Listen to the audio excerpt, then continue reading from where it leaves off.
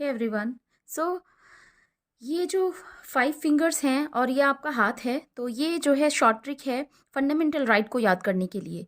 इसमें मैंने नंबरिंग्स भी की हुई हैं, तो ये नंबर से याद करेंगे आप, और उसके बाद आप याद करोगे। ये नंबर 5 देंगे हम इसको, और इसको देंगे नंबर 6। अब बात करते हैं फंडामेंटल राइट नंबर 1 की। जो आपकी स्मॉल वाली फिंगर होती है, जैसे ये सबसे छोटी है, तो ये क्या करेगी, इक्वलिटी के लिए फाइट करेगी। तो ये निमोनिक्स की तरह आपको याद रखने हैं कि आपकी जो स्मॉल फिंगर है उससे आप डिनोट करोगे राइट टू इक्वलिटी। नंबर 1 आपका फंडामेंटल राइट होगा। ये आर्टिकल 14 से आर्टिकल 18 तक है।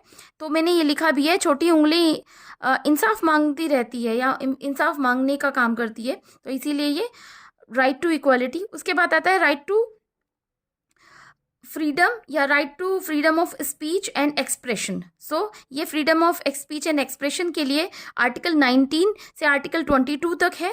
तो ये आपकी रिंग फिंगर है, जो कि जब आपकी शादी हो जाती है तो जनरली आपने देखा होगा मेल या हस्बैंड्स आर आस्किंग फॉर कि मुझे फ्रीडम चाहिए, या फिर female are also asking the same kind of thing. So ये एक निमोनिक्स है, उसको आप उस तरीके से याद रख सकते हो। उसके बाद आता है थर्ड, मिडिल फिंगर।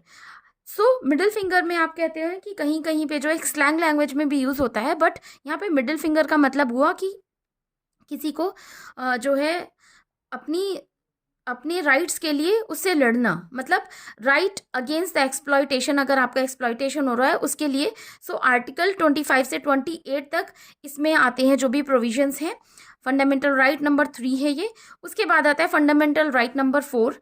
जितना भी सारी प्रॉब्लम होती है, उसके बाद आता है जब आप एकजुट हो जाते हो तो एक पंच बन जाता है, यानी कि एक मुट्ठी की तरह। यहाँ पे आप एक मुट्ठी लगाओगे तो जो है ये फंडामेंटल राइट, इसमें है freedom of profess any religion.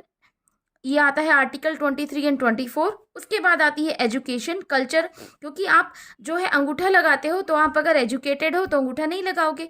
तो यहीं पे है कि एजुकेशन से लड़ने के लिए आप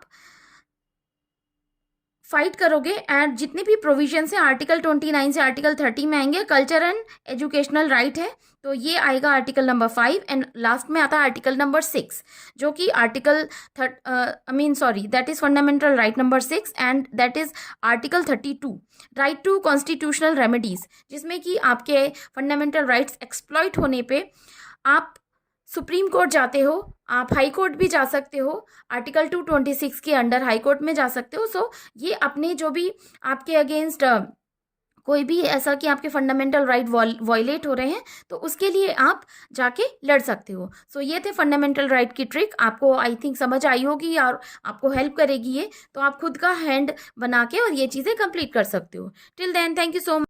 if you like the video, share it with your friends.